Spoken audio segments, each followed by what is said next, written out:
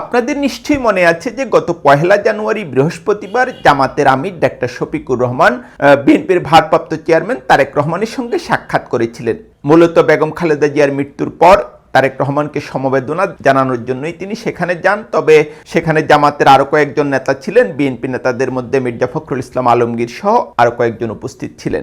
আমরা যেটা দেখি যে সেখানে আসলে রাজনৈতিক নানা বিষয়ে আলোচনা হয়েছে এবং পরবর্তীতে জামাতের আমির ডাক্তার শফিকুর রহমান মিডিয়ার সঙ্গে কথা বলার সময় সেটা পরিষ্কার করেছেন। তিনি যেটা বলেছেন যে একটা জাতীয় সরকার গঠনের জন্য বা ঐক্যমতের একটা সরকার গঠনের জন্য তিনি কথা বলেছেন এবং নির্বাচনের রেজাল্টের পর তারা আবার আলোচনায় বসবেন বলে এক ধরনের ইঙ্গিত তিনি দিয়েছেন। এটাও হয়তো আপনাদের কারো কারো খেয়াল আছে যে 5ই আগস্টের পরই জাতীয় সরকার গঠনের একটা আলাপ হয়েছিল, কিন্তু বিএনপি সে প্রস্তাবে সায় দেয়নি। যেটা বোঝা যায় যে বিএনপি হয়তো মনে করেছিল যে তখন যদি জাতীয় সরকার হয় তাহলে নির্বাচন বিলম্বিত হবে, সেই বিবেচনায় খুব সম্ভবত বিএনপি সে প্রস্তাবে সায় দেয়নি। এখন বাংলাদেশে একটা জটিল সময় পার করছে, এটা নিয়ে কারো কোনো সন্দেহ নেই এবং আসলে খুবই ইন্টারেস্টিং একটা সময়ও বাংলাদেশ পার করছে। সেটা নিয়ে সব কথা অনেক সময় বলাও যায় না, কিন্তু আমরা যেটা দেখছি যে নির্বাচন খুবই ঘনিয়ে আসছে এবং 12ই ফেব্রুয়ারি ভোট। নির্বাচনী অনিশ্চয়তা এখন অনেকটাই কেটে গেছে।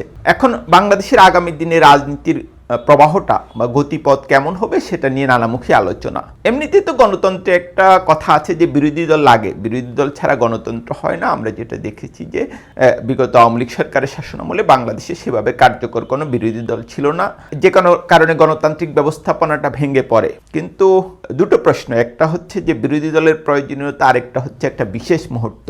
এটা হয়তো আপনারা কেউ কেউ খেয়াল করবেন যে জামাতের আমির যখন বিএনপির ভারপ্রাপ্ত চেয়ারম্যানের সঙ্গে সাক্ষাৎ করলেন, তারপর অন্তত 2 জন উপদেষ্টার দেওয়া ফেসবুক পোস্ট আমার খেয়ালে এসেছে। একটা হলো গিয়া আসিফ নজরুলের এবং অন্যটা মোস্তফা সরোয়ার ফারুকীর।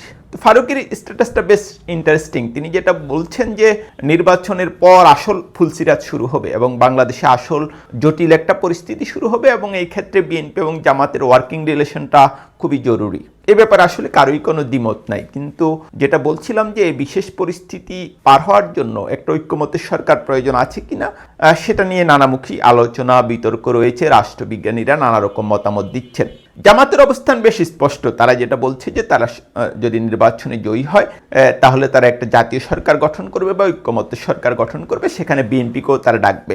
অন্যদিকে বিএনপি এতদিন যেটা বলে আসছে যে তারাও একটা ঐক্যমতের সরকার গঠন করবে, যারা যুগপৎ আন্দোলন তাদের সঙ্গে ছিল, কিন্তু বিএনপি এটা বারবার স্পষ্ট করেছে যে জামাতকে তাদের সেই সরকারে নেওয়া হবে না। এখন তারেক রহমানের প্রতি জামাত আমিরের আহ্বানের পর পরিস্থিতির আসলে খুব একটা পরিবর্তন হয়েছে বলে আমার কাছে অন্তত মনে হয় না। কারণ আমি যেটা দেখলাম যে বিএনপি মহাসচিব মির্জা ফখরুল ইসলাম আলমগীর 1-2 দিন আগেও এই ধরনের একটা ঐক্যমতের সরকারের কথা বলেছেন, কিন্তু তিনি এটা স্পষ্ট করেছেন যে সেখানে সব দল থাকবে না। তিনি অবশ্যই আবার জামাতের কথা বলেননি। এখন আগামী নির্বাচনের রেজাল্ট কি হতে পারে সেটাও একটা $1 বিলিয়ন প্রশ্ন।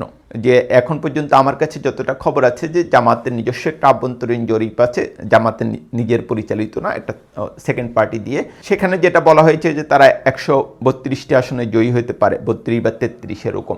আরেকটা বিষয় হচ্ছে গিয়ে বিএনপির ইনার সার্কেলের একটা সূত্র আমাকে যেটা বললো যে তাদের হিসাব অনুযায়ী তারা 170 থেকে 210টা আসনে জয়ী হতে পারে। তো নির্বাচনের রেজাল্টটা খুবই গুরুত্বপূর্ণ। আরেকটা বিষয় খুবই গুরুত্বপূর্ণ যে বাংলাদেশ আসলে একটা ভঙ্গুর অবস্থায় রয়েছে। আমাদের অর্থনীতি একদম তলিয়ে গিয়েছিল এবং বেশ কয়েকটা ব্যাংক থেকে মানুষ 5,000 টাকার বেশি তুলতে পারছিল না, সেরকম একটা পরিস্থিতিতে এবং পুরো ব্যাংক খাত যখন লুট হয়ে গেছে প্রফেসর ইউনূসের সরকার, অন্তত এই ক্ষেত্রে আমি মনে করি ধন্যবাদ প্রাপ্য যে তারা অর্থনীতিটাকে ধরে রেখেছেন। কিন্তু সামনের দিনে নিশ্চিতভাবেই অর্থনীতি, রাজনীতি, সামাজিক ক্ষেত্রে খুবই বড় রকম চ্যালেঞ্জ অপেক্ষা করছে।